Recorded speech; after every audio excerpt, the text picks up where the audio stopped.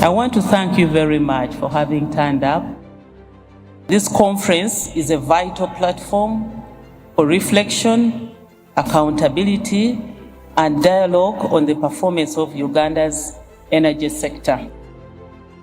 Let us deepen our partnerships, align our actions, understand our challenges, maintain the momentum required to achieve universal access and meaningful impact.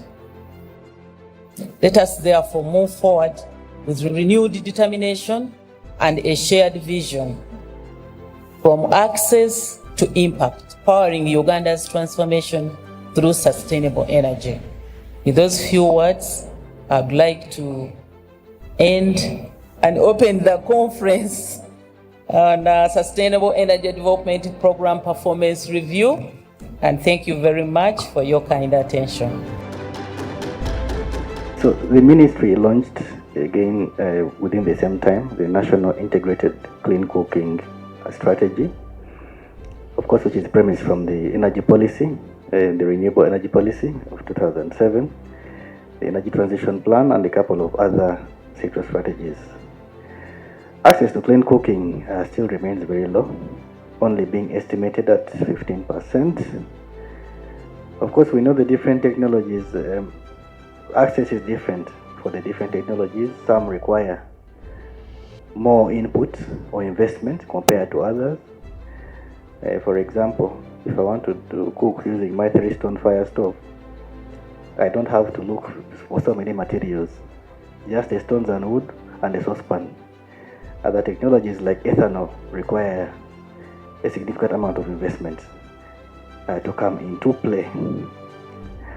Nevertheless, the ministry has moved, of course, together with partners, and that 15%, of course, it is small, but it's a significant step towards changing our societies to cook clean. So some of the challenges that are impeding or that are slowing down the progress of access to clean cooking are land tenure security, of course referring to electricity. I would just like to also mention that the communal biogas systems, of course there are some renewable energy communities that we have seen coming up, mostly in the north or the developed countries. However, if you look at the context of informal settlements, because of the land tenure, some technologies are not able to be deployed. For example, if I want to put in place a fixed dome system, I cannot construct it at a landlord's place or where I do not have land rights. We also have challenges with the last mile distribution in informal settlements or in the slums, because there is no clear road network and access becomes a challenge. When we talk about clean cooking, sometimes we don't understand that there's so many technologies, we don't necessarily understand the negative health outcomes associated with an efficient charcoal stove. Might be similar to a more traditional stove. It's not necessarily cleaner and better for your health. Indeed, the Makerere University Lung Institute has been part and parcel of research that has been undertaken in the country to identify what would happen if you were to breathe in air that is polluted. We have a study that was done by Kansime in 2022 looking at the concentrations of PM 2.5 and carbon monoxide in these urban slum kitchens where people cook from. And indeed, they actually found that PM 2.5 and carbon monoxide was common in both the cooking and living areas in the persons that are staying in the slum areas.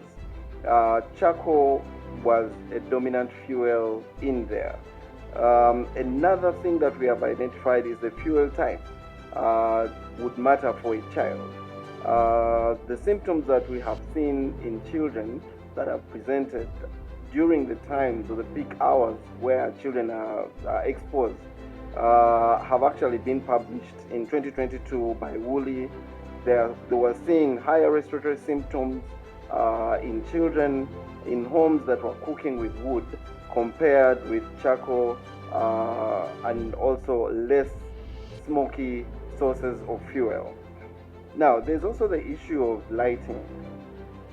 So regarding fuel for lighting, homes that have kerosene lighting significantly have higher exposure to particulate matter compared to homes that do not use kerosene.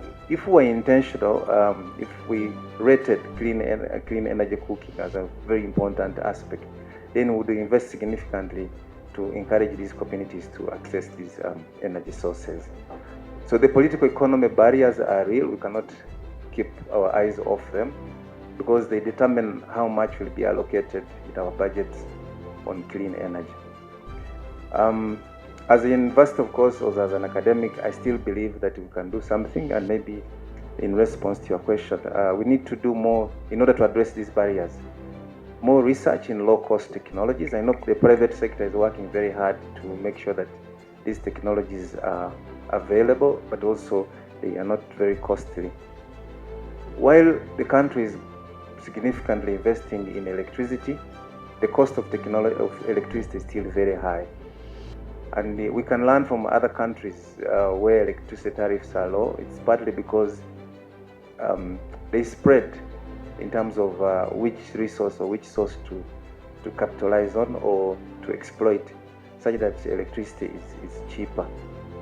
But as I've also observed that as researchers, we are not integrating the needs and priorities of some of these communities. You have a cook stove that cannot prepare the traditional meals that people want. I think someone earlier here mentioned the hooves of cows. If your technology cannot prepare that, it's going to be difficult for people to embrace it.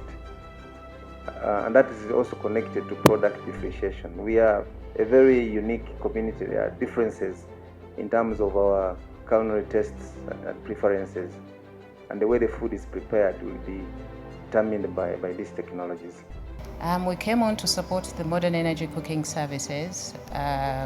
First of all, it was a pilot by Loughborough University, who proved that actually we can cook using electricity, and we can cook efficiently, low energy, and we have the electric pressure cookers out of that program.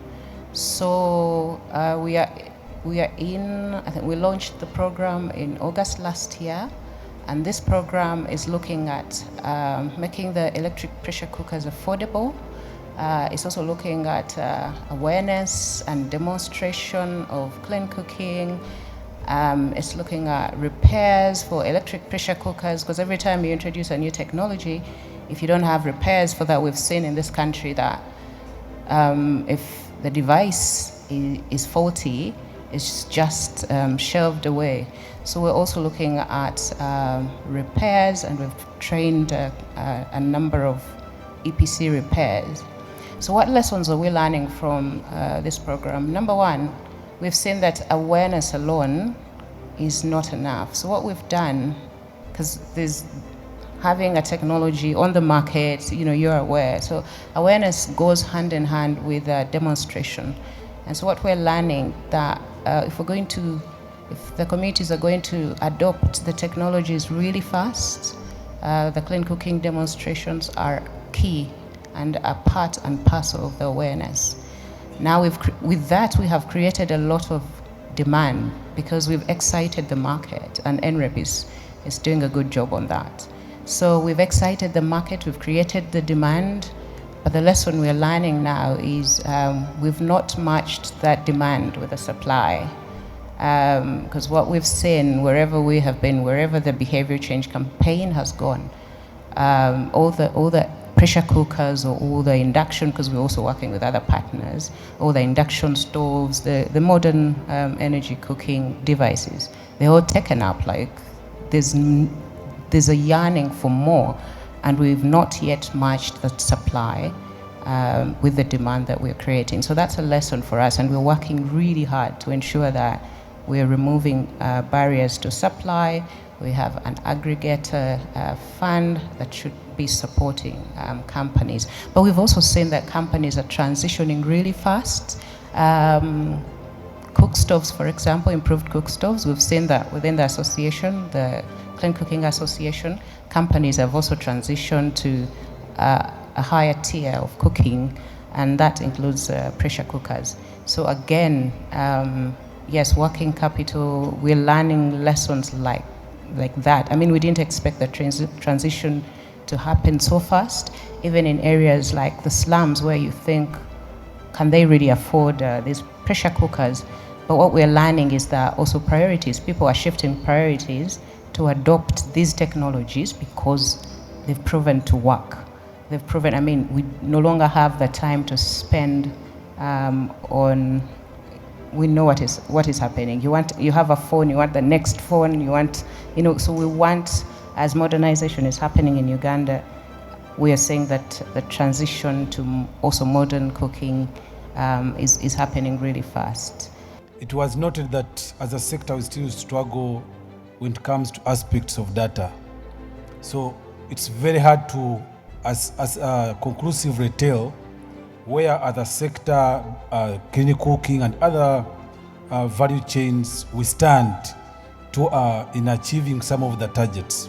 So the knowledge management system that has been developed under this framework intends to map out the key stakeholders in the clean cooking ecosystem. That stretches from government players, development partners, private sector actors, talk of those that are supplying and selling, but as well as the technical teams that render after-sales services and maintenance. Talk of financiers and some of the projects that are ongoing or previously have been implemented in the space of the clean cooking. And this is intended to render a basis that government can use going forward in policy framing. I'm sure, and I know most of us here know that data is very important to inform policy framing. You need to know where you stand so that you can set realistic policy targets that are achievable, and it gives you a realistic, benchmark. Beyond that, of course, that goes to the government, mainly as the policy makers, but even financiers. I believe there's no financier would want to go in uncharted territory or a territory that has no information that can back investment. So we know that once we have all these players mapped out, it's clear to tell where the gaps are, which technologies can be invested in, and which areas can be explored. And also in the line of investment, there are very many players now in this space that are not entirely local players. So if you're looking at international players venturing, setting up, manufacturing or assembling units, they'd want to see the health of the sector before they can inject in their resources. The system also serves as an informative platform for consumers, to know which technologies are out there, because the private sector actors would avail the products available on market, that people can, do a comparative and informed decision on what to buy. This ranges from the price, of course, which many of us prioritize when we are buying products, but also to enable the consumer to identify which company of these is first of all legally registered, that has the legal requirement, that has the UNBS mark on their products, or the products are standardized. And also it serves as a top-down, bottom-up communication channel, because users are able to render feedback on the products. They're able to communicate and exchange with the market players and suppliers to minimize the gaps on information. As all my colleagues have alluded to, awareness is still limited. Not everyone now, even those that have been exposed maybe to pressure cookers, to induction cookers, even big gas, know how best to use these technologies. So we want also to use this platform to pass out information, guidance to support them. And one of those that also we believe the platform will support is consumer protection. I think as a sector we are still open. We don't have a legal framework on consumer protection, so it's even very hard to track or even bring to book some of the culprits. My colleague talked about the market is still nascent, and Ugandans, even when they hear that there is a new technology promoted, they want to look at options, the least price. I give an example of people, all of us know iPhones, and I don't think there's an iPhone that is in a range of less than $1,000. But someone will be willing to pay $100 to buy an iPhone, and you wonder which iPhone comes at a cost of $100. But yet for them, all they're looking at is the name, not the quality of the product. So we believe that this will serve a very big role in the sector. And lastly, is the after-sale and maintenance services. Under the project, the UK project supporting clean cooking, there's been ongoing trainings by the Center for Research in Energy and Energy Conservation to train technicians, create technical know-how across the country that can support, maintain, and render after-sales services to the users or the adopters of electric and clean cooking technologies. And we are mapping them. So the technology will provide a one-stop center of a nature that someone can access all these services. Even financiers, we are still actually collecting more information to enrich the tool so that we are able to have as good as 99% representation and mapping of the ecosystem. Thank you.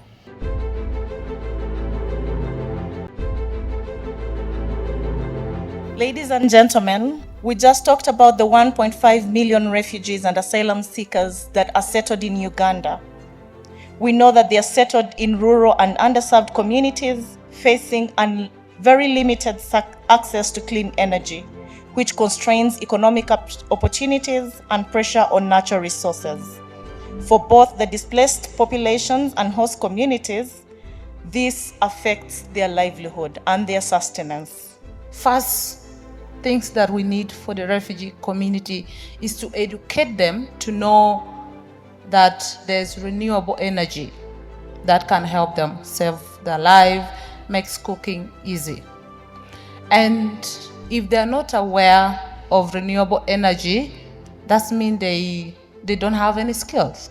So we need to empower the refugees and host community with technical skills so that they're able, to maintain this product and use it effectively. But renewable energy also, Ruth, comes with opportunity of employment opportunities and then businesses. Refugee and host community, they have a lot of small businesses. So we also need to train them and expose them with business opportunities within renewable energy spaces.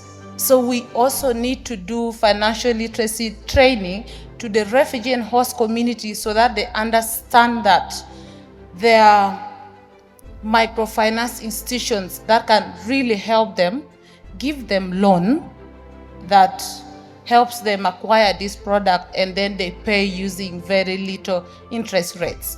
And speaking from a food and agriculture organization perspective, our role as an organization is to really see how do we support food security, but also ensuring that we also support nutrition security. Refugees and also asylum seekers, they tend to, because of limited access to clean cooking solutions, they actually, they can trade their nutritious meals that take long time to cook with the less nutritious meals. Yeah. So we want to really ensure that as we are supporting food and nutrition security interventions, we also integrate that with clean cooking solutions such that we meet both food and nutrition security for this population. And for us as an organization, one of the things that we first tackle is to ensure that we improve the purchasing power of this community.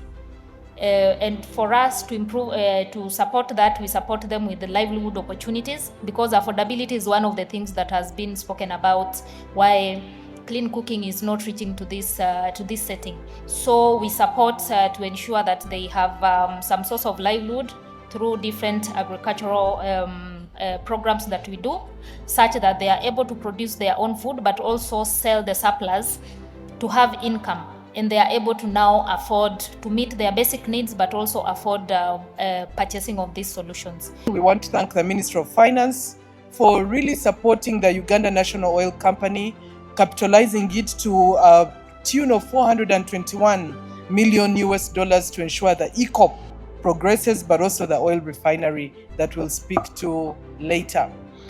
Moving on to the Sustainable Development Program for petroleum at the time, in terms of the goal we set at the beginning of the NDP3 5 years ago, we committed to attain equitable value from the petroleum resources and spur economic development in a timely and sustainable manner. And we set a number of objectives, including enhancing quality, health, safety, security, and environment. So for those who have been saying the government is not paying attention to these, actually, we embedded them in our strategy for the NDP3, and they've been a focus.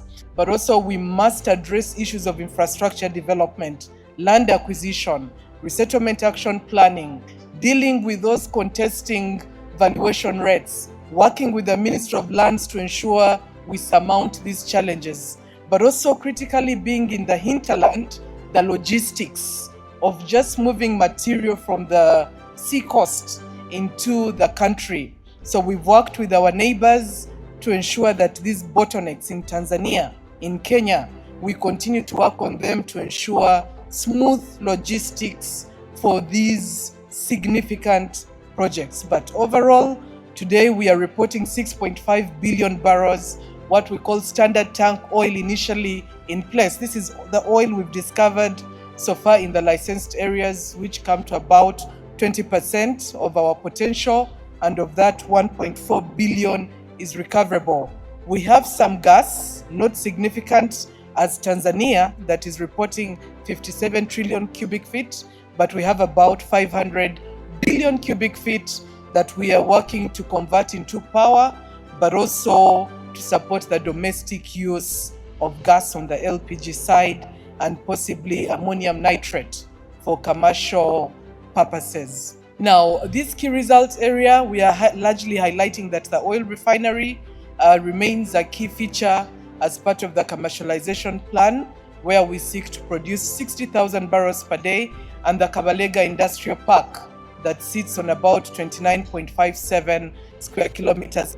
Kingfisher, operated by CNOOC, we aim to produce at peak 40,000 barrels per day from Kingfisher and 190,000 barrels per day from Tilenga, operated by Total with UNOC as part of these two joint ventures. Now, on the ECOP, the Honorable Minister already highlighted, we have all the pipes into Tanzania for coating and coming through to the Ugandan side, where 292 kilometers of the pipeline is domiciled out of the 1,443. Significant progress despite the pushback that we encountered, that we have really addressed, that allowed us to reach the final investment decision for the ECOP last year. Our program goal going forward will be sustainable exploitation, value addition, and commercialization of extractives for resource-based industrialization. Our strategy 1 will be to increase sustainable exploitation and exploration and quantification of extractives, looking at both petroleum and the minerals. On the petroleum side, we are opening up Kadam Moroto, we are opening up Lake Choga Basin, but also the remaining bit of the Hoima Basin. On behalf of Germany, it is a great honor to deliver closing remarks at this year's Renewable Energy Conference 2025, held under the theme Transforming Energy Systems for Livelihoods and Conservation. Without energy, it is very hard to establish livelihoods, but without conservation, you will be destroying them again sooner or later. They need to be well balanced.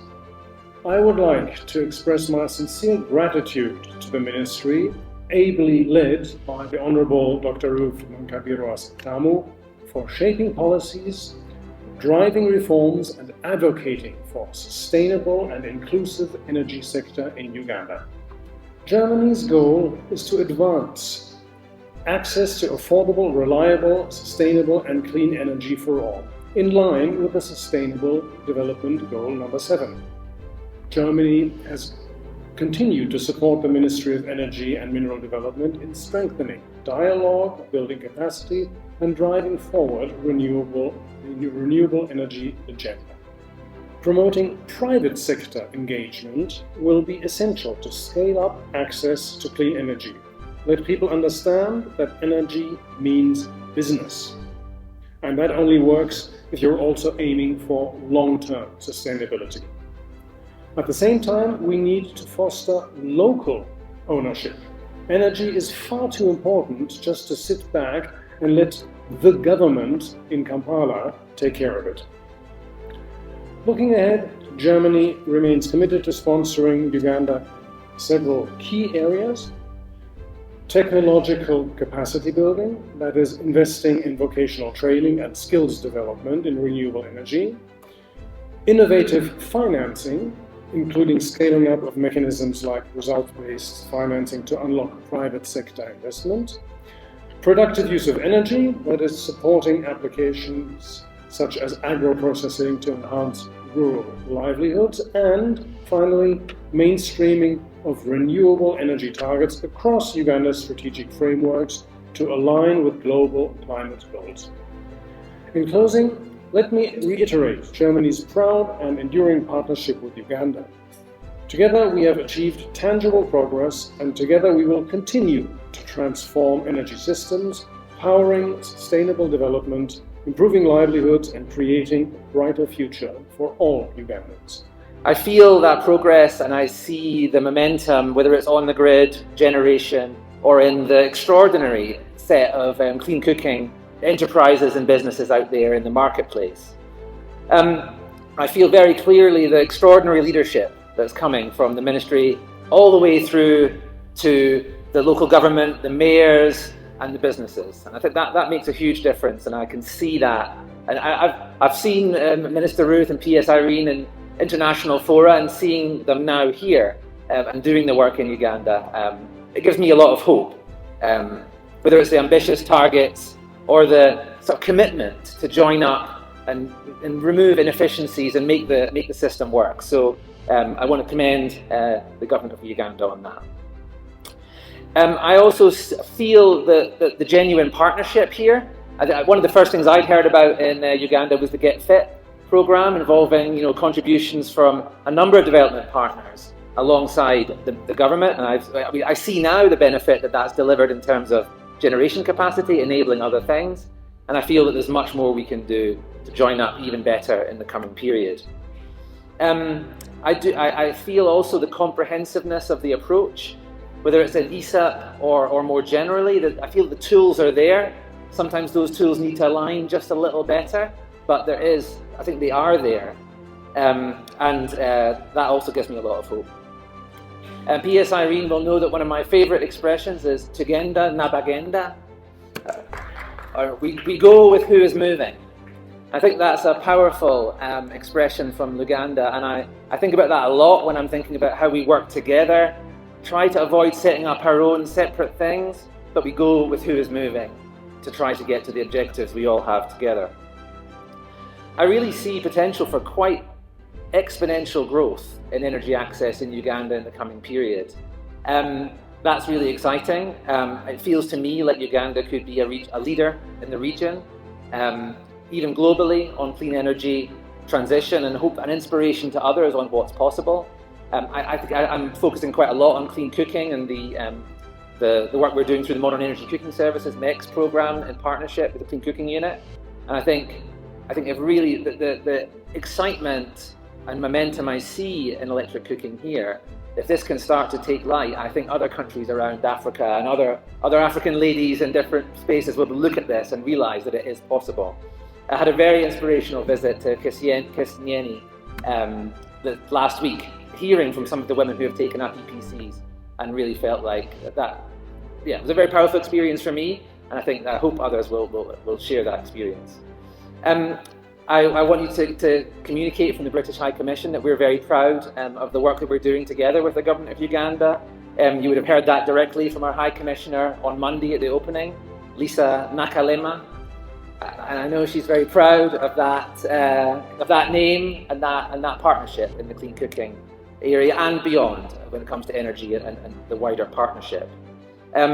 As the lead in the UK on the Transforming Energy Access TE programme and the Modern Energy Cooking Services MEX programme, I'm really proud of the contribution that those have been able to make to empowering Ugandan partners and partnerships here, whether it's on e-mobility or whether it's on productive use of energy and e-cooking. And I've been really encouraged about how those are building and connecting better and better with other partners and different bits of the ecosystem, results-based financing, investments, etc. So I just want to close with a vote of thanks to the Ministry and to NREP for the incredible work bringing together this, my first REC. It's an extraordinary event. I very much hope I'll be back. And yeah, wishing everybody the best of luck in this work and the continued partnership and support of the UK in our programmes.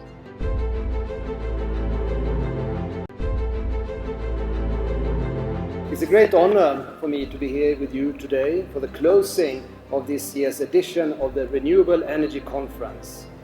In the course of the last 3 days, this conference has spotlighted Uganda's vast potential with its rich hydro, solar and geothermal resources to become a green energy powerhouse in the region. Uganda is a strategic partner of the European Union in the global energy transition. And the European Union is resolute in its commitment to support Uganda in unlocking this potential through our joint efforts. The European Union is not just making promises, but we are delivering highest quality results through the Global Gateway, which is Europe's offer for sustainable connectivity across the globe. At the recent Global Gateway Forum in Brussels earlier this month, which was attended by our Honourable Minister, Ruth Nankabira-Sentamu, and as reported in today's Daily Monitor, we celebrated there a remarkable milestone surpassing our €300 billion target for the 2021-2027 investment package, reaching a total of €306 billion, equivalent to a staggering 1,200 trillion Ugandan shillings. And again, and most importantly, of course, we were so happy that you, Honourable Minister, could join that conference and be part of our discussions in Europe and across the world. This milestone underscores our steadfast commitment as a credible and predictable partner towards a just global future, grounded in shared values of peace and inclusive climate-neutral development. In Uganda, as many of you probably know, the EU-backed Global Gateway investments span from large-scale flagship projects like the Narubale-Chira hydropower plant rehabilitation and interconnector projects with Uganda's neighboring countries, to small-scale decentralized solutions such as mini-grids powering rural communities and subsidizing connections for the most vulnerable. For instance, the last grant contribution agreement we signed is for the Uganda-South Sudan interconnector. And we are also supporting e-mobility, for example, through GoGo Electric, that is actually exhibiting here in the expo. They have their electric boda-bodas there for you to try, I even think. Together, we envision an energy system that is not just clean, but also inclusive, leaving no one behind. Ladies and gentlemen, our financial backing seeks to push for the highest global standards. And in this regard, we applaud the efforts of the Electricity Regulatory Authority, the National Renewable Energy Platform, and the Uganda National Bureau of Standards in setting new benchmarks. Quality assurance, transparency, and a reliable regulatory framework are essential to attract long-term investments that safeguard both consumers and investors. Energy access extends beyond the national grid, and the EU is deeply committed to decentralized renewable energy solutions, mini-grids and solar home systems, as the fastest route towards universal energy access. These efforts empower small and medium-sized enterprises and create local green jobs, tackling poverty and climate vulnerability head-on. In the course of this conference, you have clarified the concrete steps that are needed to significantly accelerate mini-grid development in Uganda.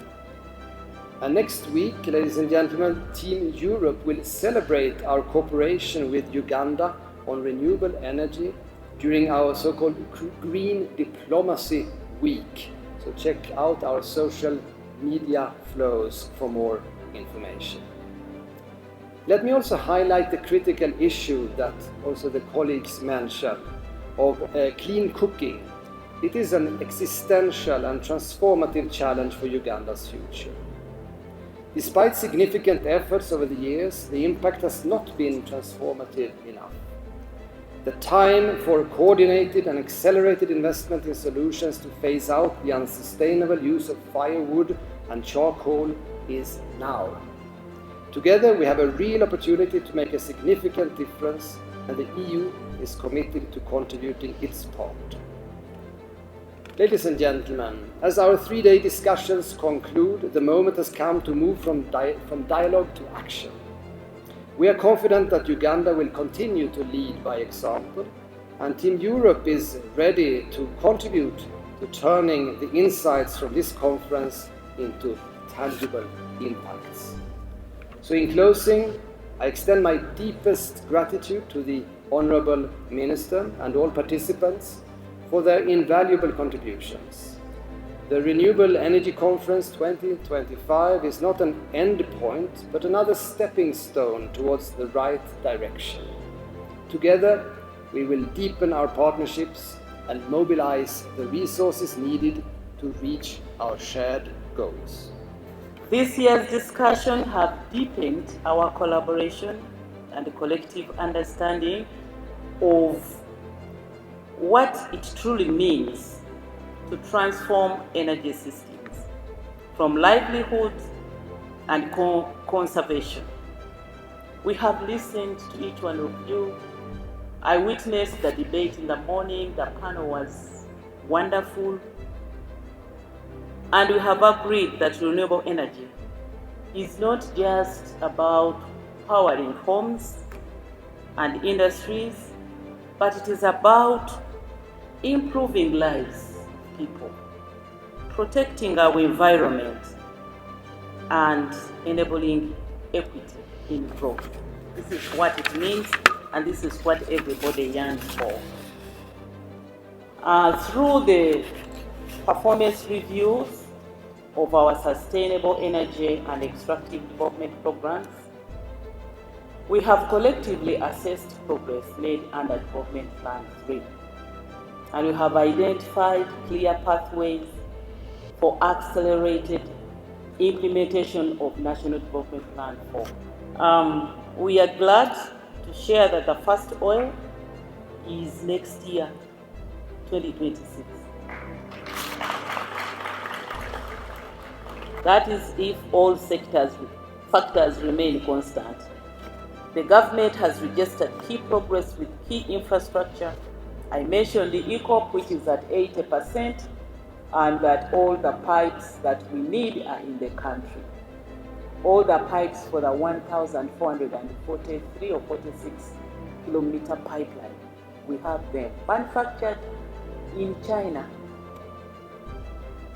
While the upstream development at Tilenga and Kingfisher are also going on well. I didn't get the statistics for how many wells we have now drilled, but I last heard that we have drilled more than 126 wells out of 426 from both Tilenga and Kingfisher. So and all the wells that we have reached are very promising. We may get more than what we expected, actually. We have not hit air so far.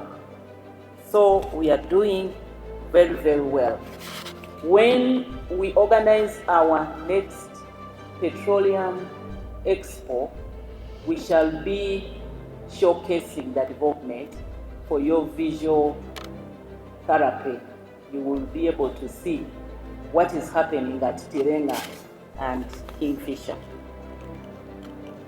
The industrial park and the refinery I mentioned in the morning, there is progress. We also witnessed the creativity of our people through the exhibition pavilion. It's amazing. You are now going to be confused to make a choice on which technology to use. It's amazing. Congratulations, our dear exhibitors. And the way you're happy doing it. You do it with happiness and vigor. Congratulations. The technology part, you are doing well. The participation of cultural and religious leaders in advancing clean energy adoption has underscored the importance of social transformation alongside technology advancement. I was excited to see my Katikkiro, Deputy Katikkiro of the Kingdom of Buganda, wearing an apron and preparing meat, molokon, the hoof. And he served us and we ate. It was exciting to see the bishop. The picture is outside there. The bishop of Luero Diocese really trying to make good rice with a wife alongside. It was exciting. And when you see some of the pictures and videos, when men are in the kitchen, this technology is now pulling men in the kitchen. The African men, they just sit and wait for food. Africa, this is Africa. These days with this technology, he's quick to come and light. As the woman is cutting onions, for them they cut tomatoes. They don't want to cut onions. They leave onions for us, but it is okay. So this technology is enhancing partnerships, even in marriage, where we stand together, taste food together, serve together in love and in harmony. So thank you so much. It is very exciting. Colleagues, as we enter National Development Plan 4, Uganda must continue to prioritize energy security, energy affordability, and energy sustainability. Otherwise, we will be deceiving ourselves. The ATMs in the National Development Plan 4 will not be achieved without sustainable, affordable, stable power. Period. To remain a song. So I call upon all of you, when you are on TikTok, when you are on X, on what, talk about it. The ministry remains steadfast in implementing the tenfold growth. I told you, this docket is critical. Industrialization will be zero without us. To be zero. And this is where we, according to Mr. Ochaila, you heard him in the morning, his eyes are on this industrialization. His eyes is on value addition so that we reduce the import expenditure. As we close, let us leave this conference inspired and energized to act. Please, action, action, action. The socio-economic transformation must be seen. I told you 3 things. We have to see that the literacy levels have gone up. Everybody is educated, they are able to become job creators. We have to see life expectancy increased from 62 for men where we are to at least 80. And from 63 for women where we are to at least 93. Yes, we want to see healthy people. We want to see a reduction of stocks of medicines. When you see the reduction in stocks of medicine, that means people are healthy. They're just maintaining. They're just working out. They are affording to go to gym. They can swim. They can feed well. These are the indicators of true social economic transformation. This is what we want to see. Action. The Baganda says, Syria yore samubili. Okay? Somebody looks at you and sees a healthy person, a positive person. Stop grumbling. There are people who complain all the time. Stop it. Enjoy the situation as it is and stop grumbling. Government has laid a foundation for you to prosper, and prosperity must be for all. I officially declare the Renewable Energy Conference and Expo 2025 successfully closed.